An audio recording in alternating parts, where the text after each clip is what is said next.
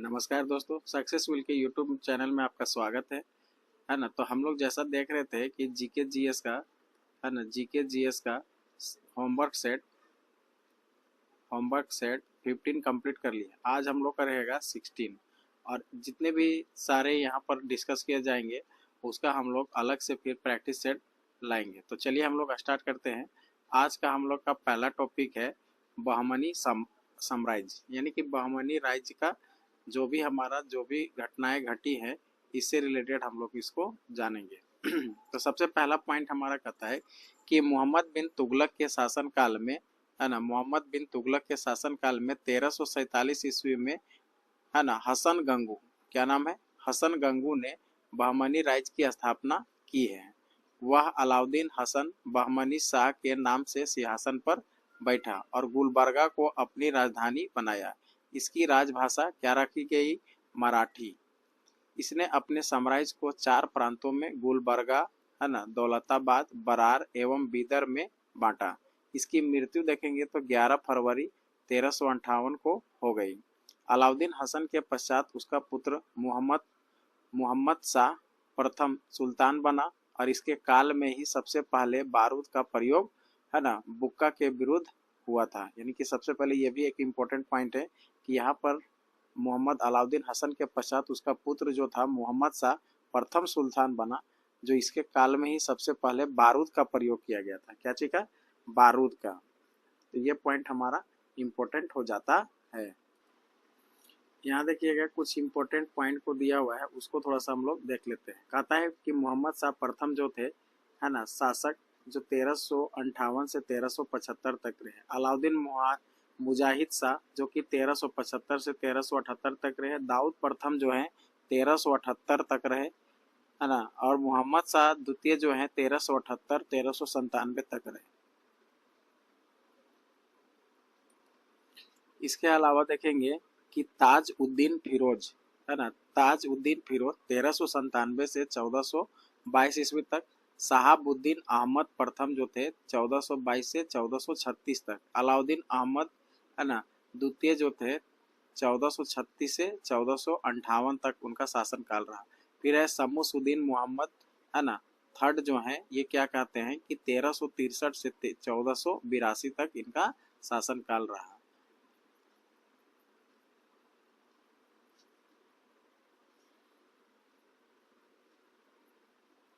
आगे देखिए कहता है कि भीमा नदी के तट पर फिरोजाबाद की स्थापना ताज उद्दीन फिरोज ने की थी है ना। फिरोज खगोलिकी को प्रोत्साहन देता था। उसने दौलताबाद के पास एक वैधशाला बनवाई थी। फरिश्ता के अनुसार फिरोज फारसी, अरबी, तुर्की अतिरिक्त तेलुगु, कन्नड़ और मराठी भाषा का भी ज्ञाता था। आप सोच लीजिए, इतने भाषा का इनके पास नॉलेज था। इसके अलावा अगला पॉइंट कहता है कि फिरोज शाह बहमनी का सबसे बड़ा कार्य प्रशासन में बड़े स्तर पर हिंदुओं का सम्मिलित करना था। चौल एवं दभोल इसके समय के प्रमुख बंदरगाह थे। यहाँ पर देखिएगा कुछ इंपॉर्टेंट पॉइंट लिखा हुआ है कि प्रांतपति या तरफदार के विशेष विरुद्ध है ना, क्या है प्रांत यानी तरफ, विशेष विरुद्ध तो था दौलताबाद मसनद ए आली कहा जाता था, बरार को मजलिस ए आली, बिदर को आजामे हुमायूं, गुलबर्गा को मालिक नायब। अगला पॉइंट यहाँ पर कहता है कि शिहाबुद्दीन अहमद प्रथम ने अपने राजधानी गुलबर्गा से हटाकर बीदर में स्थापित की। इसने बीदर का नया नाम मोहम्मदाबाद रखा था। ये भी एक इम्पोर्टेंट पॉइंट है।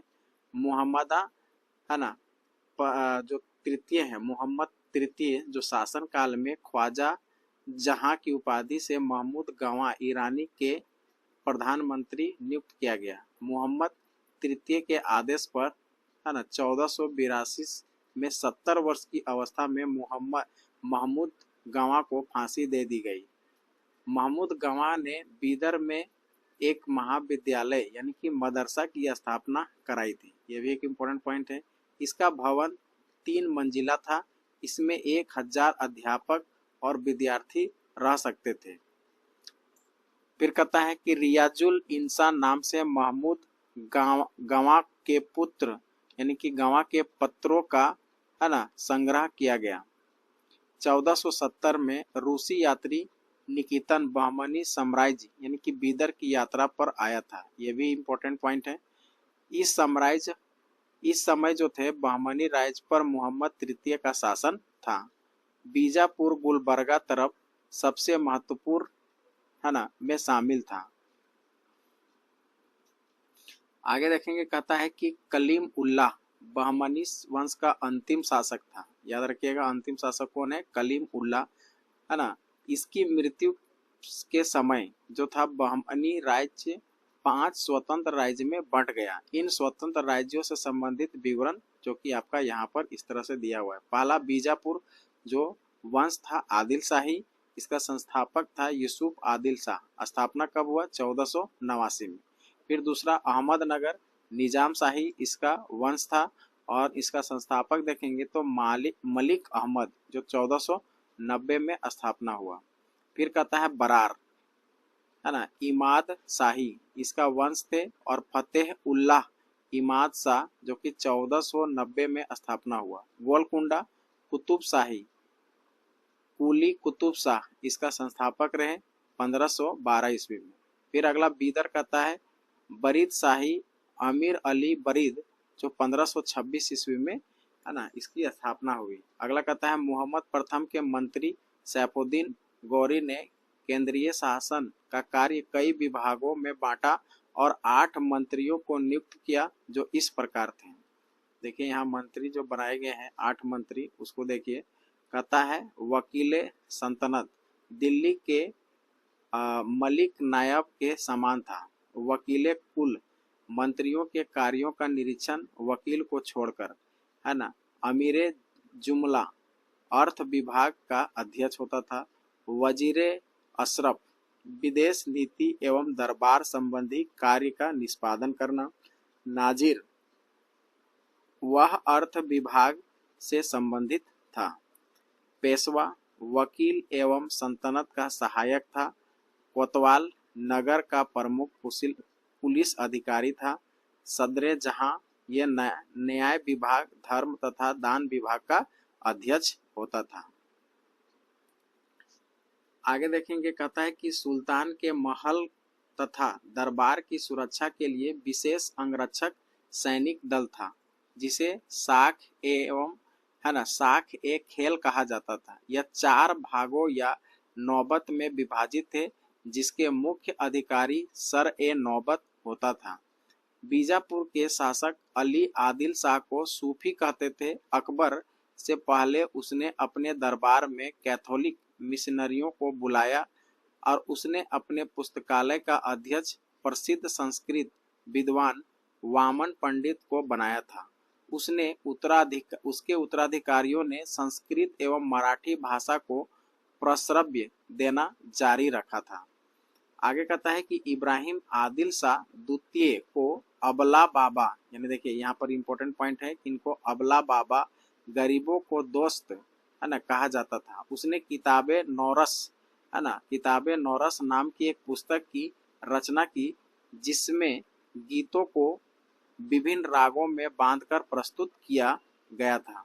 उसने नौरसपुर नाम से एक नई राजधानी बनाई जो अपने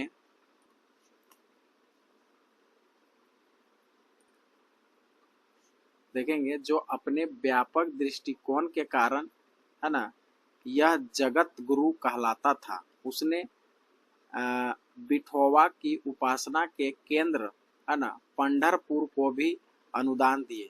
मोहम्मद कुली कुतुब शाह ने 1591-92 में हैदराबाद के बीच में 4 मीनार बनवाई। याद रखिएगा, मोहम्मद कुली, ये एग्जाम में पूछा जाएगा कि बताइए कि जो हैदराबाद में जो 4 मीनार है वो किसने बनाई? तो मोहम्मद कुली कुतुब शाह। इसमें चारों दिशाओं में 4 ऊंचे मेहरबा, है ना, मेहराब, ये क्या होता है? ऊंचे मेहराब जो 4 मंजिली है और जिनमें से प्रत्येक की ऊंचाई 48 मीटर है। हैदराबाद शहर को कुली कुतुब शाह ने ही बसाया था। ये भी याद रखिएगा कि जो हैदराबाद शहर है इसका बसाने वाले कौन है? तो मोहम्मद कुली कुतुब शाह। एग्जाम में पूछने लायक सवाल है। अब कहता है कि इब्राहिम रौजा और गोल गुंबज बीजापुरी इमारतों में सबसे प्रसिद्ध है। इब्राहिम रौजा इब्राहिम आदिल शाह का मकबरा है ना। इसके अलावा कहता है कि 1680 में बनाए गए गोल गुंबज का गुंबद इतना विशाल है जितना विशाल एकल गुंबद कभी नहीं बनवाया गया। इसके सभी अनुपात संगतिपूर्ण है। चारों कोनों पर बनी ऊंची और गोलाकार मीनारें इसकी छवि को एक संतुलन प्रदान करती है। कहा जाता है कि मुख्य कक्ष के एक ओर से फुसफुसाहट की आवाज जाए तो दूसरे छोर पर भी सुना जा सकता है। ये बहुत अच्छी बात है। अब हम लोग का हिस्ट्री का पार्ट खत्म हो गया, तो अब हम लोग देखेंगे ज्योग्राफी। तो ज्योग्राफी में हम लोग देख रहे थे परिवहन के बारे में, और आज हम लोग का रहेगा वायु परिवहन, है ना। वायु परिवहन का पहला पॉइंट है कि भारत में वायु परिवहन की शुरुआत, है ना, 1911 ईस्वी में। ये इंपॉर्टेंट पॉइंट है। अब जब इलाहाबाद से नैनी के बीच में विश्व की प्रथम विमान डाक सेवा का परिवहन किया गया था। अब कहता है कि 1933 में इंडियन नेशनल एयरवेज कंपनी की स्थापना हुई, और 1953 ईस्वी में सभी वैमानिक कंपनियों का राष्ट्रीयकरण करके उन्हें दो नवनिर्मित निगमों के अधीन रखा गया। पहला भारतीय विमान निगम और दूसरा एयर इंडिया, है ना।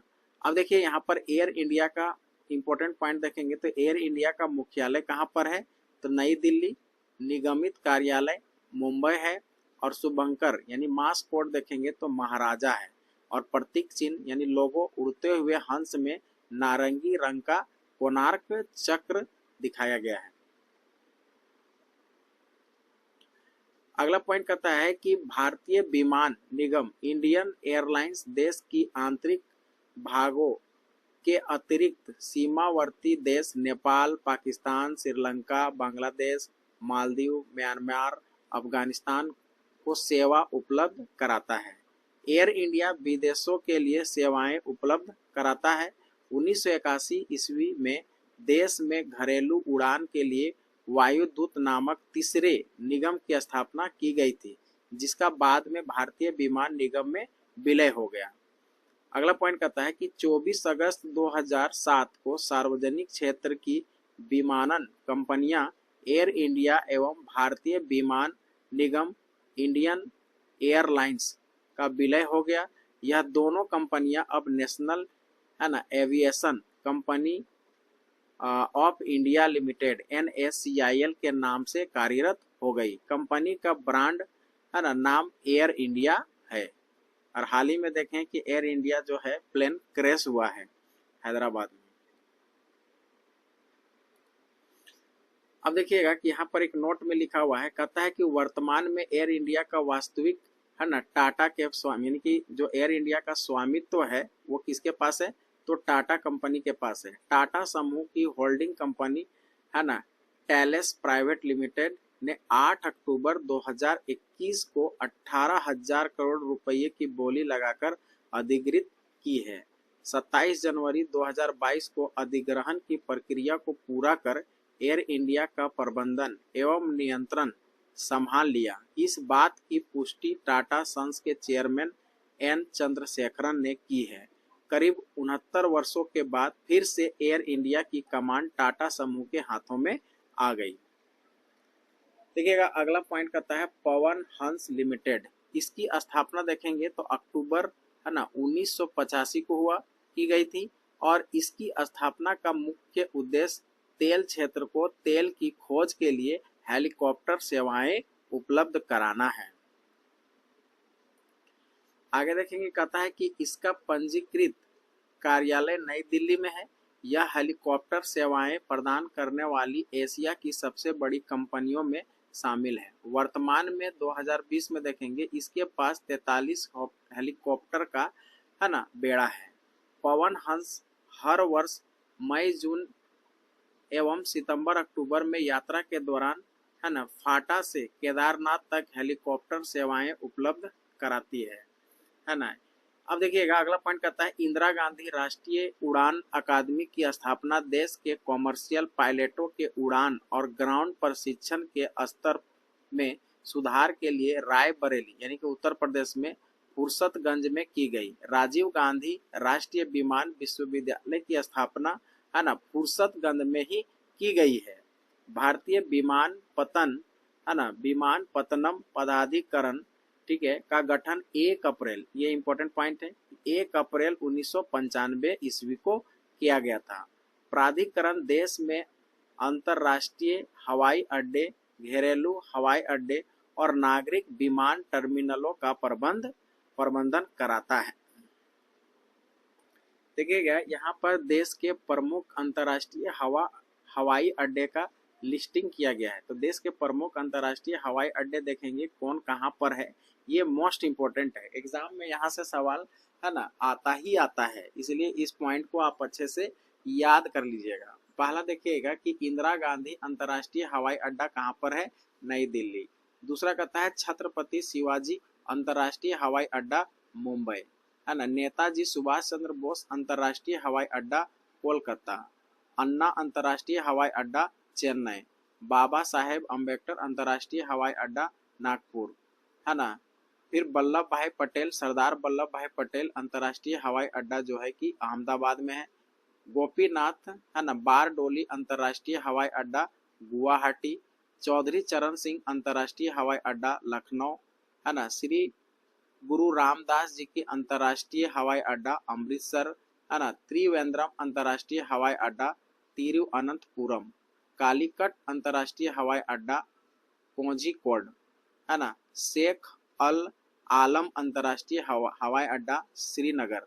राजीव गांधी अंतर्राष्ट्रीय हवाई अड्डा हैदराबाद। इसके अलावा देखेंगे कोचीन अंतर्राष्ट्रीय हवाई अड्डा जो है कोची में है, ये एग्जाम में पूछा हुआ है, देखिए स्टार किया हुआ है, इसका मतलब मोस्ट इंपोर्टेंट है। आगे देखेंगे वीर सावरकर अंतर्राष्ट्रीय हवाई अड्डा पोर्ट ब्लेयर, ठीक है। दाबोलिम, है ना, दाबोलिम अंतर्राष्ट्रीय हवाई अड्डा गोवा। कैंपेगोड़ा अंतर्राष्ट्रीय हवाई अड्डा बंगलुरु। मंगलुरु अंतर्राष्ट्रीय हवाई अड्डा मंगलुरु। देवी अहिल्याबाई होलकर अंतर्राष्ट्रीय हवाई अड्डा इंदौर। सांगानेर अंतर्राष्ट्रीय हवाई अड्डा जयपुर। कोयम्बटूर अंतर्राष्ट्रीय हवाई अड्डा कोयम्बटूर। तिरुचिरापल्ली अंतर्राष्ट्रीय हवाई अड्डा तिरुचिरापल्ली में ही है। लाल बहादुर शास्त्री हवाई अड्डा वाराणसी। बागडोगरा अंतर्राष्ट्रीय हवाई अड्डा सिलीगुड़ी। सूरत अंतर्राष्ट्रीय हवाई अड्डा सूरत, है ना। बीजू पटनायक अंतर्राष्ट्रीय हवाई अड्डा भुवनेश्वर। इसके अलावा आप देखेंगे तो कहता है कि कन्नूर अंतर्राष्ट्रीय हवाई अड्डा जो है ये कन्नूर में है। और मदुरई अंतर्राष्ट्रीय हवाई अड्डा मदुरई में। जयप्रकाश नारायण अंतर्राष्ट्रीय हवाई अड्डा पटना। गया अंतर्राष्ट्रीय हवाई अड्डा गया। मनोहर पारिकर अंतर्राष्ट्रीय हवाई अड्डा मोपा यानी कि गोवा में। इम्फाल अंतर्राष्ट्रीय हवाई अड्डा इम्फाल। शेख आलम अंतर्राष्ट्रीय हवाई अड्डा श्रीनगर। पूर्णतः सारे जो है ना शक्तिकृत विश्व का प्रथम अंतर्राष्ट्रीय हवाई अड्डा जो है ना, ये देख सकते हैं। इसके अलावा कुछ अन्य प्रमुख हवाई अड्डा हैं वो देखिए, जो कि हम लोग झारखंड में देखिए बिरसा मुंडा हवाई अड्डा जो है ये रांची में है। शहीद भगत सिंह हवाई अड्डा जो है चंडीगढ़ में है। और महाराजा वीर विक्रम किशोर मानिक्य हवाई अड्डा जो है अगरतला। और महाराजा अग्रसेन हवाई अड्डा जो है हिसार में है। यहाँ पर देखिएगा एक नोट में लिखा हुआ है, इस नोट को ध्यान दीजिए। कहता है कि नगर विमानन मंत्रालय ने मार्च 2020 में आवश्यक वस्तुओं की आपूर्ति में तेजी को सुनिश्चित करने के लिए जीवन रेखा उड़ान सेवा शुरू की है। इसके तहत देश की सभी भागों तक व्यक्तिगत संरचनात्मक साधन, पीपी तथा दवाओं, है ना, इत्यादि को आपूर्ति की गई है। अब देखिए हम लोग का ज्योग्राफी पार्ट खत्म हो गया, तो अब हम लोग देखेंगे पॉलिटी। और पॉलिटी में आप यहाँ पर देख सकते हैं कि हम लोग न्यायालय के बारे में देख रहे थे, है ना। और हम लोग सुप्रीम कोर्ट यानी कि देख लिए थे सर्वोच्च न्यायालय के बारे में। आज हम लोग देखेंगे उच्च न्यायालय मतलब हाई कोर्ट, ठीक है। तो सबसे पहले आप तो यही बताइए कि, है ना, अभी वर्तमान में कितने हाई कोर्ट हैं, ठीक है। तो भाई टोटल हमारा 25 हाई कोर्ट है, ठीक है। वर्तमान में अभी कितने हाई कोर्ट हैं पूरे देश में? 25 हाई कोर्ट। अब बोले कि सर कि मान लीजिए टोटल हमारा 28 राज्य है ना, और प्लस केंद्र शासित प्रदेश है, तो टोटल 25 हाई कोर्ट कैसे हुआ? तो देखिए कुछ कुछ ऐसे दो राज्यों को मिलाकर एक हाई कोर्ट को बनाया गया है ना।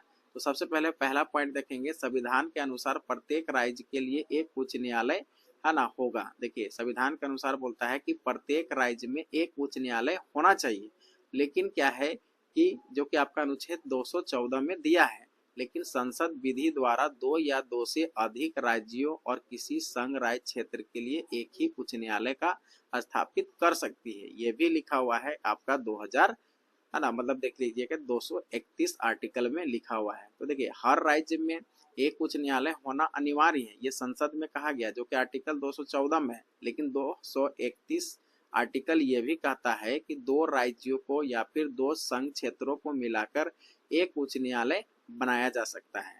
ठीक है, वर्तमान में भारत में 25 उच्च न्यायालय हैं, जिनमें से 3 उच्च न्यायालयों का अधिकार क्षेत्र एक राज्य से अधिक है। याद रखिएगा कि 3 ऐसे उच्च न्यायालय हैं जो कि है ना अधिकार क्षेत्र एक राज्य से दूसरे राज्यों तक है, एक से अधिक राज्यों का उस पर अधिकार होता है।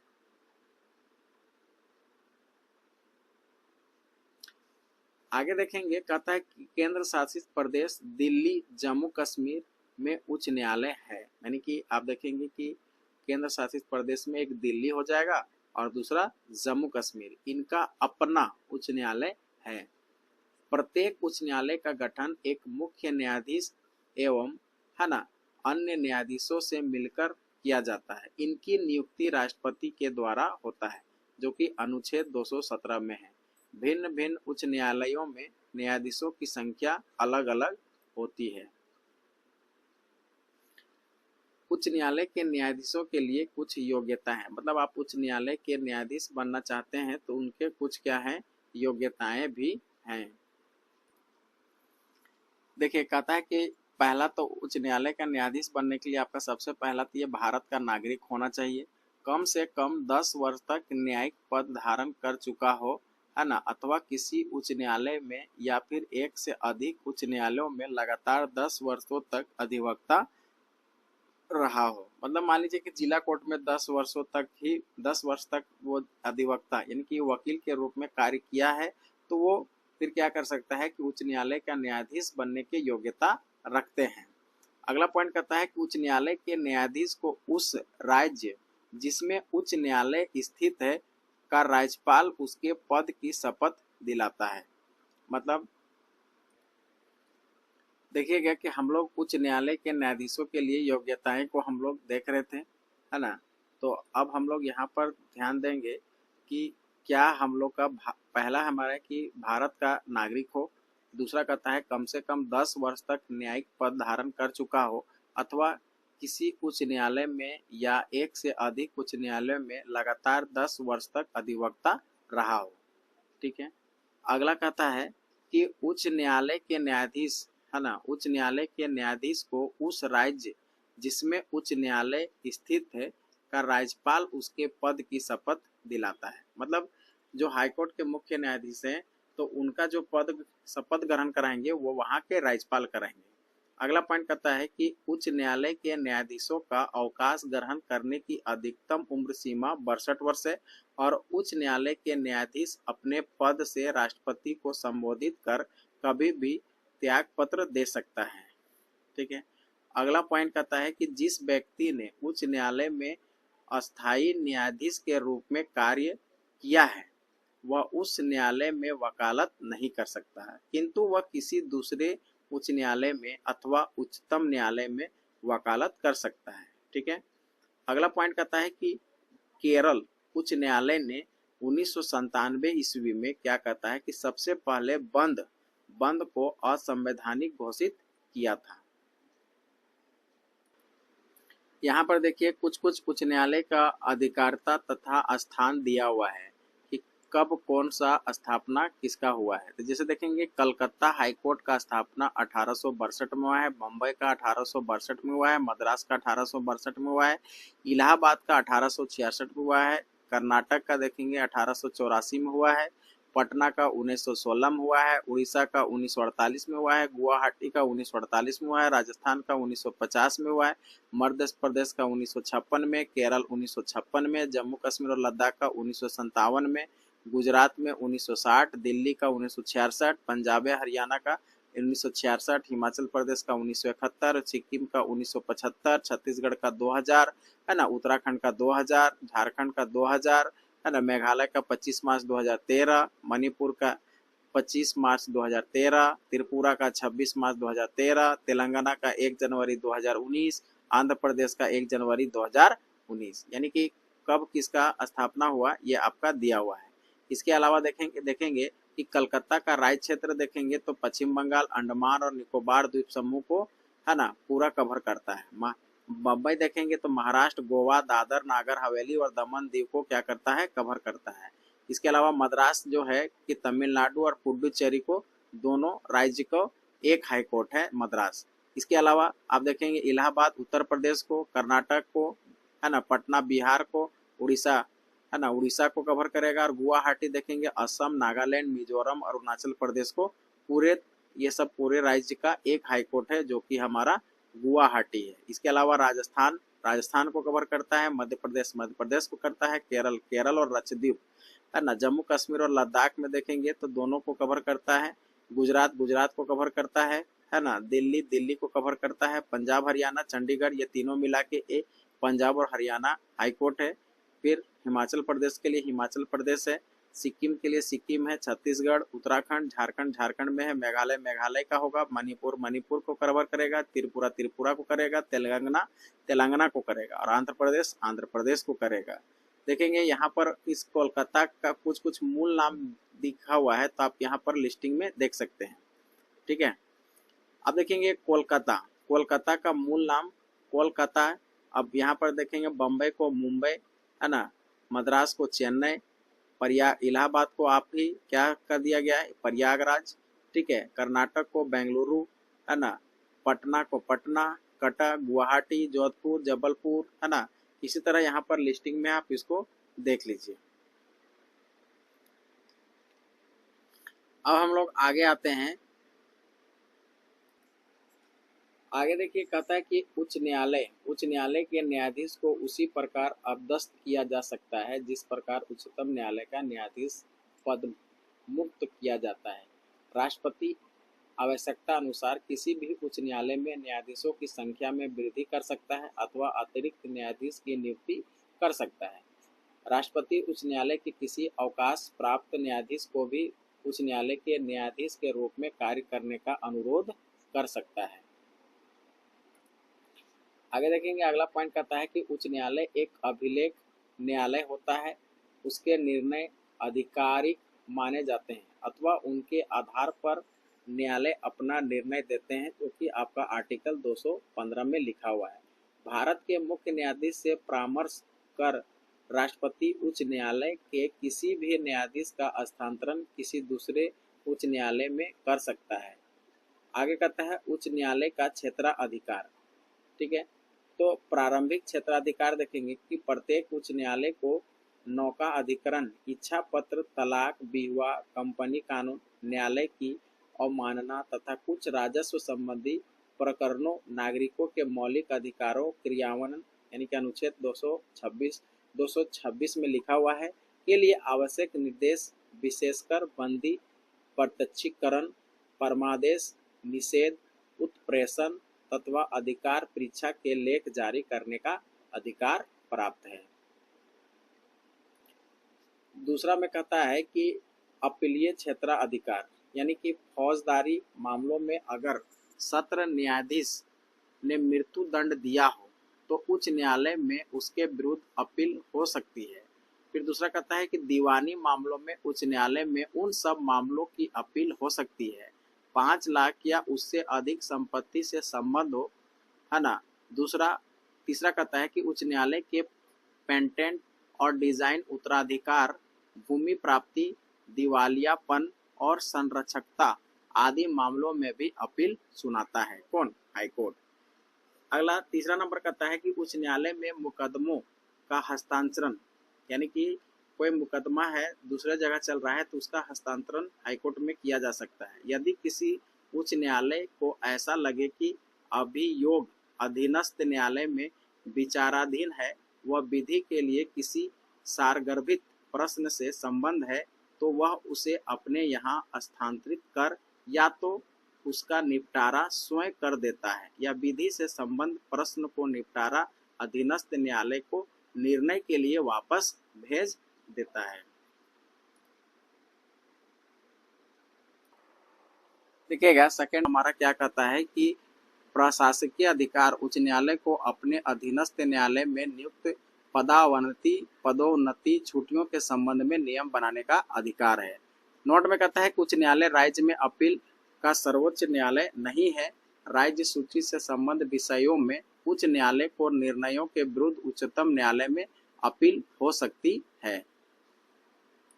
आगे देखेंगे यहाँ लोक अदालत के बारे में कुछ लिखा हुआ है, तो उसको देखिए। लोक अदालत कानून विवादों के मैत्रीपूर्ण समझौतों के लिए वैधानिक मंच है। विधिक सेवा प्राधिकरण अधिनियम 1987 यानी कि संशोधन करके 2002 में किया गया है द्वारा लोक उपयोगी सेवाओं के विवाद के संबंध में मुकदमेबाजी पूर्व सुलह और निर्धारण के लिए अस्थायी लोक अदालतों की स्थापना के लिए प्रावधान करता है। ऐसे फौजदारी विवादों को छोड़कर जिनमें समझौता नहीं किया जा सकता है, दीवानी, फौजदारी, राजस्व अदालतों में लंबित सभी कानून विवाद मैत्रीपूर्ण समझौता के लिए लोक अदालत में लाए जा सकते हैं। जैसे मान लीजिए बहुत लंबे समय तक आप क्या कर रहे हैं कि केस लड़ रहे हैं, है ना, और वैसा स्थिति में कुछ बन ही नहीं रहा है, बहुत ज्यादा पेंडिंग है, तो वैसे केसों को क्या किया जाता है, लोक अदालत, है ना, पर लाकर उसका समझौता किया जाता है। माने कि दो पार्टियों के बीच में यदि वो समझौता हो जाता है तो अच्छी बात है, और नहीं तो फिर केस लड़ते रहिए। तो ये सबसे बड़ा बीच का रास्ता है कि समझौता कर लेना। तो समय समय पर लोक अदालत किया जाता है, दरबार लगाया जाता है। कानूनी विवादों को लोक अदालत मुकदमों दायर होने से पूर्व भी अपने यहाँ स्वीकार कर सकती है। लोक अदालत के निर्णय अन्य किसी दीवानी न्यायालय के सामने ही दोनों पक्ष पर लागू होते हैं। यह निर्णय अंतिम होते हैं और लोक अदालतों द्वारा दिए गए निर्णयों के विरुद्ध अपील नहीं की जा सकती। देश के लगभग सभी जिलों में अस्थायी तथा सतत लोक अदालत स्थापित की गई है और लोक अदालत, है ना, 5 लाख तक यानी कि 5 लाख तक के दावे पर विचार कर सकती है। आगे यहाँ देखिए नोट में लिखा हुआ है कि दिल्ली में पहली लोक अदालत अक्टूबर 1885 को बैठी गई थी और इसने एक दिन में दुर्घटना शिकार लोगों की मुआवजे संबंधी 150 मामले निपटारा किए गए थे। इसके अलावा देखेंगे उपभोक्ता संरक्षण। भारत सरकार ने उपभोक्ताओं के हित के लिए संरक्षण के लिए उपभोक्ता संरक्षण अधिनियम 1986 पारित किया है। उपभोक्ता समस्याओं के निपटारे के लिए जिला स्तर पर जिला फोरम, राज्य स्तर पर राज्य उपभोक्ता विवाद, है ना, निवारण आयोग तथा राष्ट्रीय स्तर पर राष्ट्रीय उपभोक्ता विवाद निवारण आयोग का गठन किया गया है। जिला फोरम 20 लाख तक के मामलों की, राज्य उपभोक्ता विवाद निवारण आयोग 20 लाख से 1 करोड़ तक के मामलों एवं राष्ट्रीय उपभोक्ता विवाद निवारण आयोग 1 करोड़ से अधिक कीमत वाले मामलों की सुनवाई करता है। इसके आगे देखेंगे, कहता है केंद्रीय प्रशासनिक, है ना, अधिकरण, जिसको हम लोग कैट कहते हैं, CAT, संविधान के अनुच्छेद 323A के प्रावधानों से केंद्रीय प्रशासनिक अधिकरण कैट का गठन 1985 में किया गया है। प्रशासनिक अधिकरण अधिनियम 1985 के तहत, है ना, किया गया। उस समय भारत के प्रधानमंत्री राजीव गांधी थे। कैट का अध्यक्ष उच्च न्यायालय के वर्तमान, है ना, अथवा सेवानिवृत्त मुख्य न्यायाधीश होते हैं। अध्यक्ष के अलावा इसमें 16 उपाध्यक्ष और 49 सदस्य होते हैं। ये सदस्य न्यायिक एवं प्रशासनिक दोनों क्षेत्रों से लिए जाते हैं। अब यहाँ नोट में लिखा हुआ है कि मुख्य न्यायमूर्ति HL दत्तू सामाजिक न्यायपीठ नाम से विशेष न्यायपीठ का गठन करने का आदेश दिया था। इसके अलावा देखेंगे कि ऑर्डी अल्टेरम पोर्टेम। ऑडी अल्टेरम पैटर्न क्या है? यह लैटिन कहावत है। यह प्राकृतिक न्याय का सिद्धांत है जिसका अर्थ है कि कोई भी व्यक्ति बिना सुनवाई के दंडनीय घोषित नहीं किया जाएगा। दूसरा कहता है कि ऑने पक्वा यानी कि ऑट्रियल एक्वाइड, यह एक प्रतिवादी याचिका है जिसमें कहा गया है कि उस पर पहले ही उसी अपराध के लिए मुकदमा चलाया जा चुका है और उसे बरी कर दिया गया है। नॉन विस एन आइडेम यानी कि नॉन विस इन आइडेम क्या होता है? इसका मतलब है कि एक ही के बारे में दो बार नहीं। सिद्धांत कहता है कि किसी को एक ही अपराध के लिए दो बार न्याय नहीं देना चाहिए। अगला कहता है ऑनेपक्वा कनिक्ट यानी ऑट्रिन कॉन्विक्ट, यह एक प्रतिवादी याचिका है जिसमें कहा गया है कि उस पर पहले ही उसी अपराध के लिए मुकदमा चलाया जा चुका है और उसे दोषी ठहराया जा चुका है, मतलब दोबारा उसका दोषी नहीं ठहराया। देखिए इसके आगे हम लोग का साइंस था और साइंस में हम लोग देख रहे थे बायोलॉजी। तो बायोलॉजी के टॉपिक को हम लोग कवर करेंगे और इसमें हमारा टॉपिक है आज का उत्सर्जन तंत्र, एक्सक्रीटरी सिस्टम, है ना। तो कहता है कि उत्सर्जन यानी कि उत्सर्जन क्या है? जीवों के लिए शरीर से उपापचयी प्रक्रमों में बने विषैले अवशिष्ट पदार्थों को निष्कासन को उत्सर्जन कहते हैं। साधारण उत्सर्जन का तात्पर्य है नाइट्रोजनी उत्सर्जी पदार्थ जैसे यूरिया, अमोनिया, यूरिक अम्ल आदि के निष्कासन से होता है। देखें यहाँ पर कहता है कि विभिन्न जंतु एवं उनमें उत्सर्जन। एक कोशिकीय जंतु में क्या होता है कि विसरण द्वारा उत्सर्जन होता है। पोरीफेरा संघ के जंतु विशिष्ट नलिका तंत्र के द्वारा उत्सर्जन होता है। सिलेंट्रस है ना, सिलेंट्रस जो सीधे कोशिका द्वारा होता है। चपटे कृमि ये जो होते हैं ज्वाला कोशिकाओं द्वारा होता है। एनेलिडा संघ के जंतु वृकक है ना, वृकक नेफ्रीडा द्वारा होता है। और ऑर्थोपोडस ये जो होता है मेल्पी है ना, घीनियन नलिकाओं द्वारा किया जाता है। और मोलस्का जो है मूत्र अंग द्वारा और केसुरुकी जो होता है मुख्यतः वृकक द्वारा है ना उत्सर्जन करते हैं। आगे देखेंगे तो कहता है कि मनुष्य में प्रमुख उत्सर्जी अंग जो है वृकक यानी कि किडनी, दूसरा त्वचा, तीसरा यकृत यानी लीवर और चौथा फेफड़ा लंग्स होता है। पहला देखेंगे वृकक यानी कि किडनी मनुष्य एवं अन्य स्तनधारियों में मुख्य उत्सर्जी अंग एक जोड़ा वृक्क है। इसका वजन 140 ग्राम है। एग्जाम में पूछने लायक, यानी कि किडनी का वजन कितना होता है? तो 140 ग्राम होता है। इसके दो भाग होते हैं। बाहरी भाग को है ना कॉन्ट्रैक्स क्या कहता है? कॉर्टेक्स कहा जाता है, कॉर्टेक्स। और भीतरी भाग को मेडुला कहा जाता है। याद रखिएगा, आंतरिक भाग को कॉर्टेक्स कहते हैं और बाहरी भाग को मेडुला कहते हैं। प्रत्येक वृक्क लगभग है ना 1 लाख इकाई, दहाई, सैकड़ा, हजार, 10,000, लाख, 10 लाख, करोड़ यानी कि 1 करोड़ 30 लाख वृक्क नलिकाओं से मिलकर बना है, जिन्हें नेफ्रॉन कहते हैं।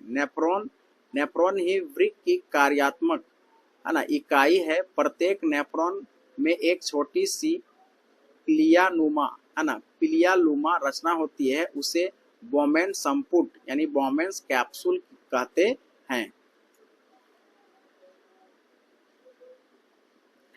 आगे कहता है कि बोमन यानी कि बोमन संपुट में पतली रुधिर कोशिकाओं का कोशिका गुच्छ है ना पाया जाता है, जो 2 प्रकार के धमनियों से बना होता है।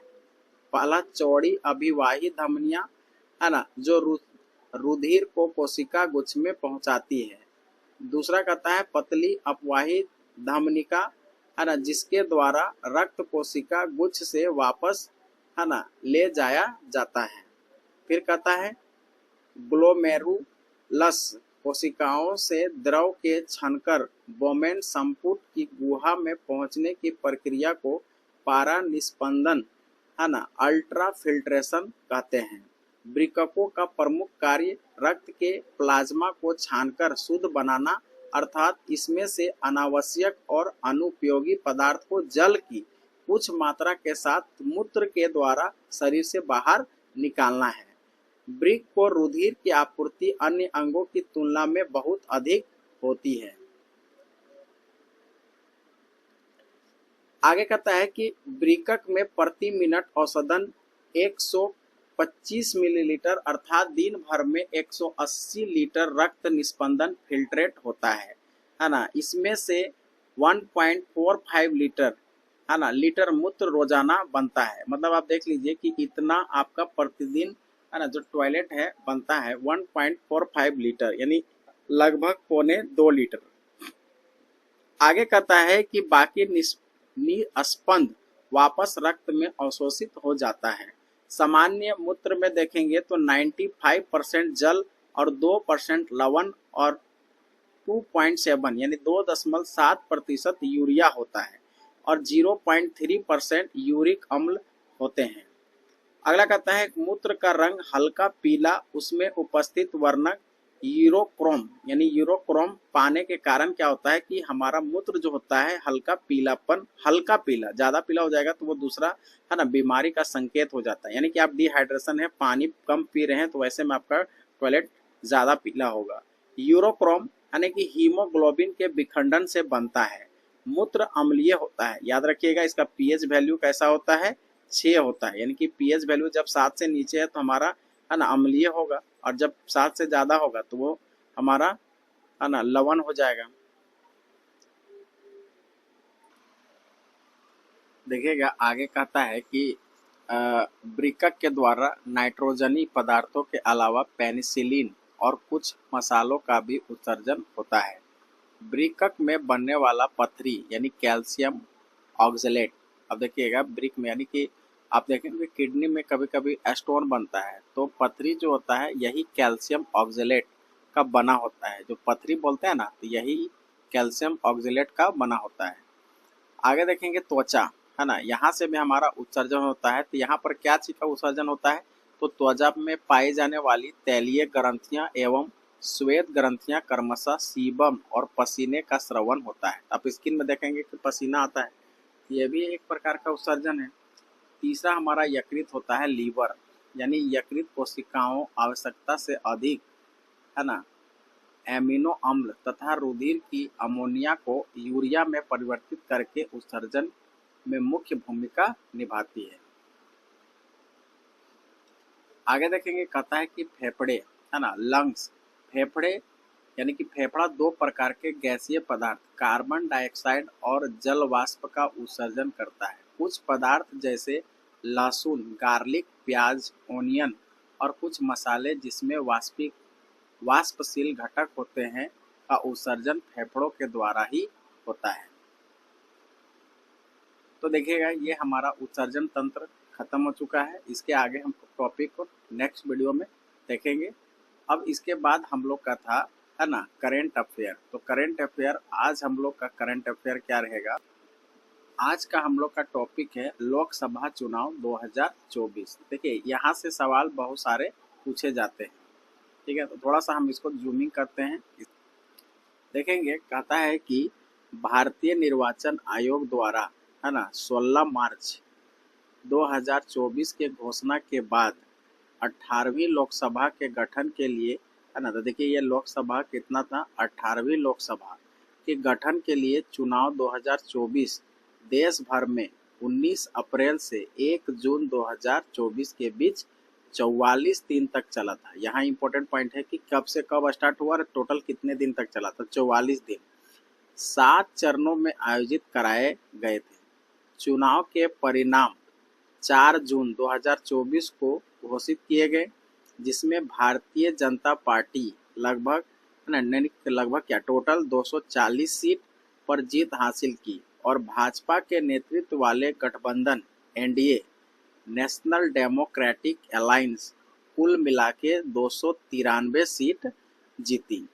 कांग्रेस पार्टी ने 99 सीटें और कांग्रेस के नेतृत्व वाली इंडिया गठबंधन है ना Indian national development inclusive alliance ने 234, सब गठबंधन मिला के 234 और अकेले कांग्रेस 99 सीट लाई। उसी तरह आप देखेंगे तो 240 सीट अकेले जो है बीजेपी लाई थी।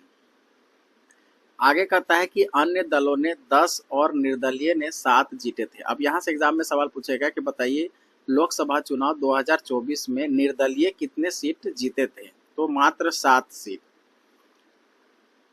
आगे देखेंगे, कहता है कि लोकसभा चुनाव का है ना 2024 के साथ 4 राज्यों यानी कि 2000 देखेंगे लोकसभा चुनाव के अलावा 4 राज्यों का उसी समय चुनाव हुआ था, जो था ओडिशा, आंध्र प्रदेश, सिक्किम, अरुणाचल प्रदेश।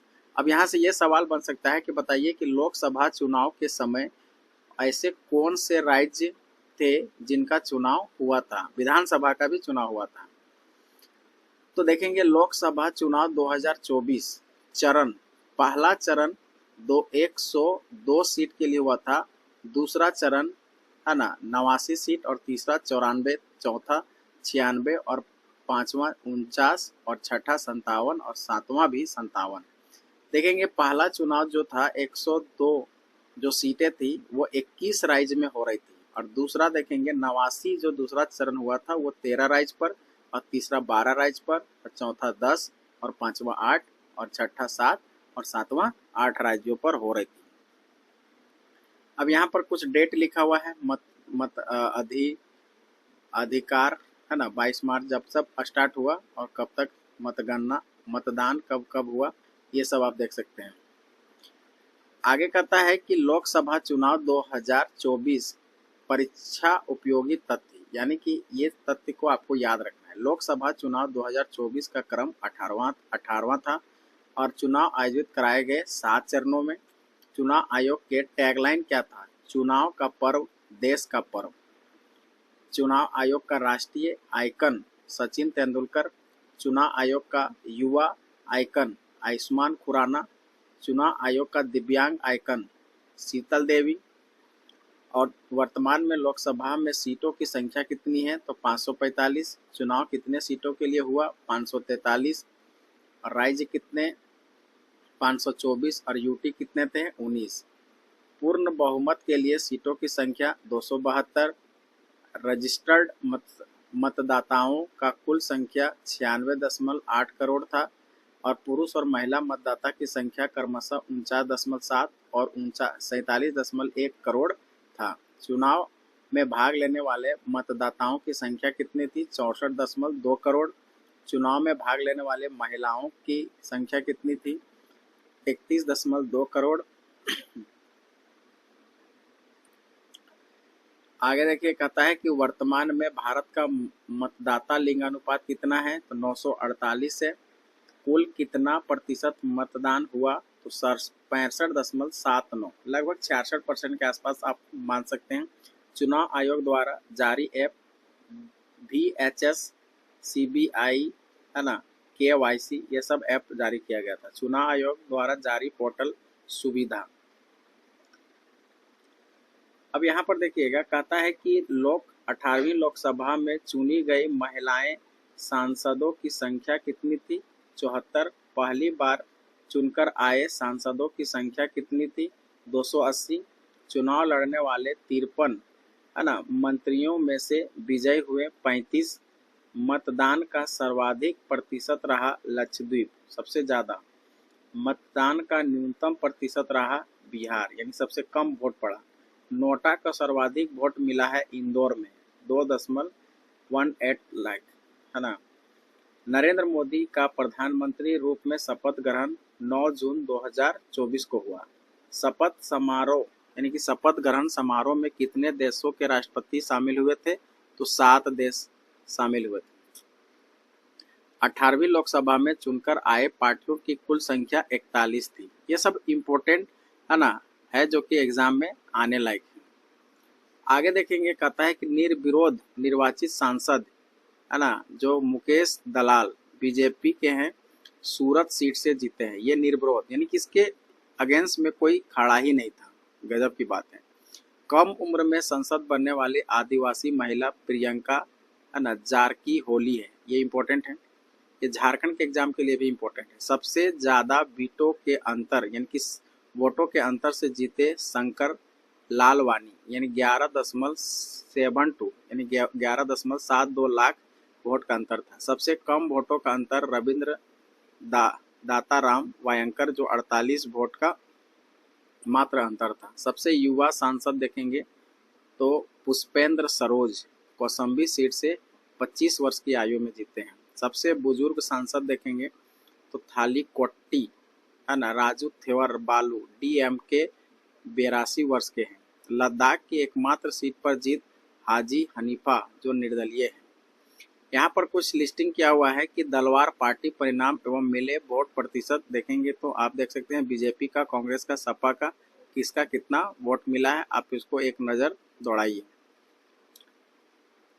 आगे यहाँ पर इम्पोर्टेंट पॉइंट जो दिया है, जो एग्जाम के पॉइंट ऑफ व्यू से इम्पोर्टेंट है, ये सबसे महत्वपूर्ण सीट एवं विजेता वाराणसी है ना, विजेता रहे नरेंद्र मोदी।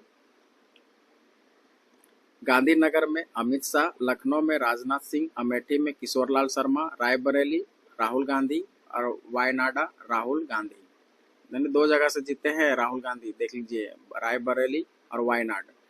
अयोध्या का अवधेश प्रसाद, मंडी का कंगना रनौत है ना, नगीना का चंद्रशेखर रावण और कन्नौज का अखिलेश यादव और मेरठ का अरुण गोविल और बहरामपुर का यूसुफ पठान। हरियाणा विधानसभा चुनाव 2024 के नतीजे भाजपा 48, कांग्रेस 37, इंडियन नेशनल है ना, लोकदल 2 और निर्दलीय 3 को सीट मिली थी। तो ये था हमारा कुछ है ना लोकसभा से रिलेटेड इम्पोर्टेंट पॉइंट, और एग्जाम के पॉइंट ऑफ व्यू से यहाँ पर देखेंगे तो ये सब तथ्य को आपको याद रखना है। ठीक है, तो आज का सेशन हम यहीं पर समाप्त करते हैं है ना। टोटल अब हम इसका क्या करेंगे नेक्स्ट वीडियो में, जो हमारा प्रैक्टिस सेट, ठीक है, प्रैक्टिस सेट 16 नंबर हम लेके आएंगे जीके जीएस का हमारा जो है प्रैक्टिस सेट, जो कि MCQ फॉर्म में रहता है, वो आपका 16 जो आएगा इसके बाद नेक्स्ट वीडियो में आएगा। हाँ, तो यदि आप इस चैनल को अभी तक सब्सक्राइब नहीं किए हैं तो आप जाइए और इस चैनल को आप सब्सक्राइब कीजिए, और बगल में एक बेल है ना आइकन होगा, उसको आप प्रेस कर दीजिए, जिससे क्या होगा कि जब भी हम है ना इस चैनल में वीडियो डालेंगे या अपलोड करेंगे तो आपके पास नोटिफिकेशन पहुंच जाएगा। धन्यवाद।